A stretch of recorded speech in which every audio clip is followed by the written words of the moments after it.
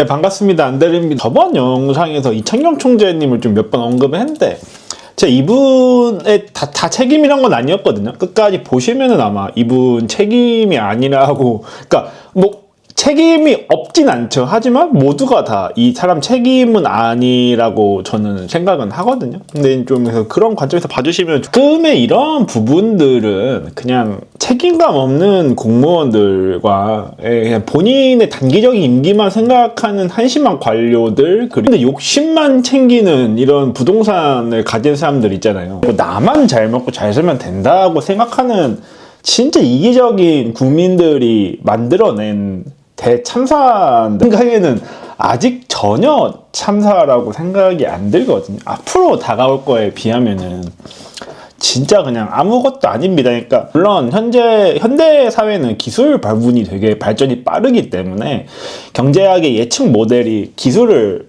다 설명하지 못하는 부분들이 분명히 있습니다. 그래서 이제 현실이 어느 정도 반영이 되면 그거를 다시 모델로 설명해 보려는 그런 것들이 많아서 꼭 이 경제학만 가지고 모든 거 다 설명할 수는 없고, 또 예측이 틀린 경우도 굉장히 많아요. 근데 이제 한국같이 이런 신산업에 대한 육성에 철저하게 실패를 한 국가의 경우에는 기존 경제학 모델들이 굉장히 잘 맞습니다. 그러니까 한국의 미래는 정말 진짜 운이 너무 좋다면은 한 0.1% 미만의 확률로 일본으로 수렴을 하게 되는 거고, 10% 이상의 확률로는 남미로 수렴을 하게 되는 겁니다. 그리고 땅이 운이 좋다면은 스페인이나 그리스 정도까지는 갈 수 있겠지만은 저는 개인적으로 남미로 빠질 수밖에 없다고 보고, 이유에 대해서는 간략하게 말씀을 드리겠습니다. 우선은 혹시 이분은 이름을 들어보셨나요? 이 사람이 그 리처드 쿠라는 사람이고 노무라 수석 이코노미스트입니다. 그러니까 노무라 증권은 일본의 증권사고, 이 리처드 쿠라는 사람은 일본 버블 붕괴와 그 이후의 경제 상황에 대해서 본인도 설명을 하신 분이고요. 이분은 유명한 것 중에서 이분이 불황을 설명하라고 고안해놓은 분석 틀로서 벤 버냉키 전 연방준비제도 의장을 비롯한 세계적인 석학들이 인용한 개념이라고 합니다. 가계 빚이 많은 상황에서 부동산을 포함한 자산의 가격이 하락하기 시작하면 사람들이 부채 상환에 전념하기 때문에 경기가 얼어붙는 현상을 말한다라고 합니다. 그래서 쿠 이코노미스트는 최근 위클리 비주와 화상으로 만나 중국은 생산 가능 인구의 감소와 중진국의 함정이라는 문제를 동시에 떠안고 있다. 중국이 막대한 돈을 푸는 재정 정책을 펴지 않는다면 디플레이션에서 탈출하기 어려울 것이라고 얘기를 했습니다. 근데 이제 여기서는 중국을 얘기를 하고 있는데 이거 그냥 한국어로 바꾸면 똑같죠. 그때는 중국에서 주택 가격이 하락하며 가계에 타격을 주고 있다는 점이다. 쿠 이코노미스트는 1990년대 일본에서는 상업용 부동산 가격이 급락했기 때문에 가계가 아닌 기업이 문제의 중심에 있었다며, 중국의 경우 많은 가계가 부동산 거품과 연결되어 있다는 점이 다르다. 그래서 쿠 이코노미스트는 특히 주택시장 붕괴가 매우 파괴적인 결과를 불러올 수 있다고 경고했다. 그는 2010년대 유럽을 덮친 경제 위기도 일종의 대차대조표 불황이었는데 정부 대응은 성공적이지 못. 스페인에서는 실업률이 20% 넘게 치솟으면서 정권이 교체됐다라고 하면서, 중국에서는 위기시 개인들을 보호할 복지제도가 아직 갖춰져 있지 않기 때문에 불황의 늪이 깊어지면 국민의 불만이 더 커질 수 있다라고 얘기를 했습니다. 보시면은, 그리고 쉽게 대응을 정리해서 한국은 그냥 똑같이 대출 풀어서 부동산 부양하는 쉽게 진통제 맞는 방법을 사용을 한 거고요. 그리고 중국은 대수술을 했어요. 중국은 이제 기술 개발과 순수출로 위기를 극복을 하고자 하는 방향으로 이미 정했습니다. 그러니까 리차드 쿠는 정부가 대규모로 부양책을 쓰라고 했는데, 근데 여기서 이제 투자처럼 옛날처럼 건물을 짓고 이런 게 아니라 소비를 진작하는 방향으로 했습니다. 그래서 뭐 스마트폰, 전기차 이런 거 사면은 정부가 보조금을 많이 줘요. 그리고 이러한 걸 통해서 이제 자국 기업들을 살리고 부채를 다 꺼트렸죠. 그래서 이제 중국의 사람들은 더 이상 이제 가계 부채 늘리는 방향으로 아마 진행을 하지 않을 겁니다. 물론 뭐 나중에 되면 모르겠죠. 근데 이 방향은 한국을 죽이는 방향인 거거든요. 여기서 한국은 중국 편에 붙으면 망합니다. 무조건 일본이랑 미국에 붙어야 돼요. 해양사역이랑 같이 가야 되거든요.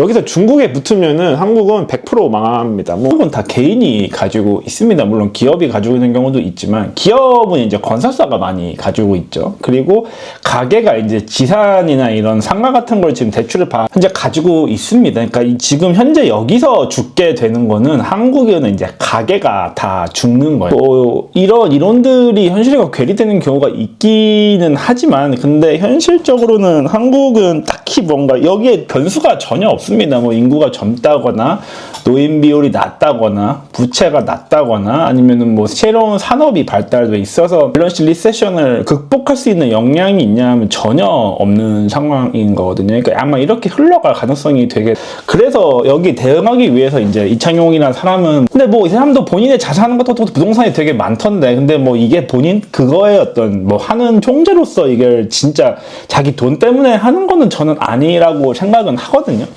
근데 이제 아무튼 이분은 현재 지금 한국의 가계가 어마어마한 부채를 들고 있기 때문에 여기에 대해서 밸런스 이거를 막기 위해서 지금 금리를 대폭 인하를 한다고 얘기를 하고 있는 건데 이 돈들이 이제 부동산으로 또 흘러가지 않게 만들자라는 건데 근데 이게 또 이런 기회를 이 부패한 이 K 정치인들께서 놓칠 리가 없죠. 예. 실제로 본인들, 이 사람들은 아마 뭐 상반기에 바뀌거나 뭐 윤통이 복귀를 하거나 뭐 그거는 모르겠는데 아무튼 예, 본인들이 지금 인차지 하고 있는 동안에는 이게 안 터지게 하기 위해서 온갖 방법을 다 동원을 할 겁니다. 그래서 어떻게든 부동산에 띄우려고 지금 별 쇼를 다 하고 있는 거거든요. 바로 이 타이밍에 금융 완화를 한다는 타이밍에 토지거래 허가제 해제를 눈앞에 뒀다고 하는 거죠. 그러니까 이게 한국의 투자자들은 모두가 다 알고 있어요. 한국의 부동산이라는 개념은 정부가 나서서 보호해주고 세금으로 설거지를 해주고 온갖 부정부패들이 연관돼 있지만 또 본인들하고 다 관련이 있기 때문에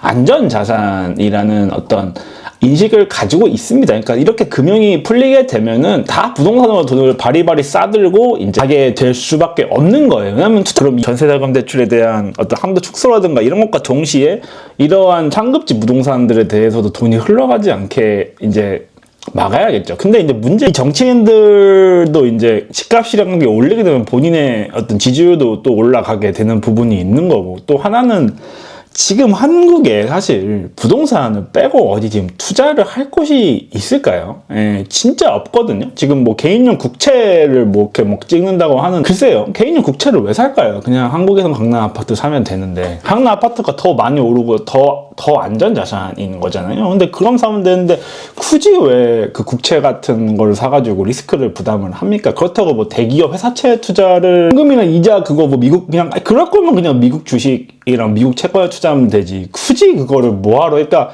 현실적으로 투자자 입장에서 본인이 한 뭐 30억, 40억 들고 있는 사람이라고 쳤을 때 이거를 쪼개서 이런 강남에 갭 투자하는 게 가장 낫죠. 저도 아마 그렇게 할 것 같아요. 만약에 부동산에 박아야 된다면 제가 뭐 미국도 모르고 영어도 하나도 모른다면은 그럴 것 같거든요. 근데 이제 그러한 순간에서 어쩔 수 없이 이 밸런스 이걸 탈출하기 위해서 정치인들은 이제 억지로 이렇게 부동산에 띄우려는 노력을 하게 되는 거거든요. 여기서 탈출하는 것도 크게 두 가지 방법이 있습니다. 일단 정부 지출의 대규모 확대가 있어요. 뭐 추경을 할 수가 있는데 한국식 추경 그 정도가 아니라 대규모로 해야 되는 거고요. 또 두 번째로는 이 자산 가격을 인위적으로 부양을 할 수가 있는 이 두 가지 방법이 있는 거고 이제 한국의 정치인들은 인위적으로 부양을 해서 본인의 표도 얻고 경제도 한번 살려보겠다는 그런 마음으로 하고 있는데 잘 될 리가 전혀 없죠. 그리고 또 이게 아파트 같은 거 이렇게 띄우는 게 또 다른 목적도 분명 있습니다. 이게 또 세금이랑도 관련이 있어요. 부동산 가격이 올라가면은 그와 연계된 세금들이 굉장히 많이 증가하기 때문에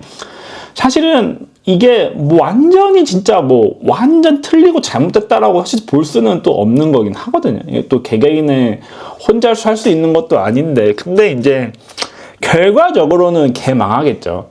결과적으로는 뭐 잘 될 수가 없는 정책인 거죠. 그러니까 가치가 없는 자산 이거를 인위적으로 부양을 해서 지금 대출을 또 계속 하는 거잖아요. 결국에는 이제 이 문제가 해결이 되는 게 아니고 그냥 해결되지 않은 채 계속 뒤로 미뤄지는 거거든요. 그래서 좀 볼 때마다 네, 객관 마음에 들고 그리고 중국의 침체는 일본의 기회라고 합니다. 그래서 일본에게는 기회가 되는 측면이 있다고. 예, 중국에 투자하던 외국인 사업가들이 일본에 투자하게 되면서 일본 경제에는 도움이 된다 하면서, 심지어 중국 부동산 기업이나 투자사들도 자국에서 자금을 빼서 일본으로 옮기는 경향이 있다라고 합니다. 이게 지금 팩트죠. 예, 일본으로 지금 자금이 엄청나게 들어갔고요, 이미 사실은.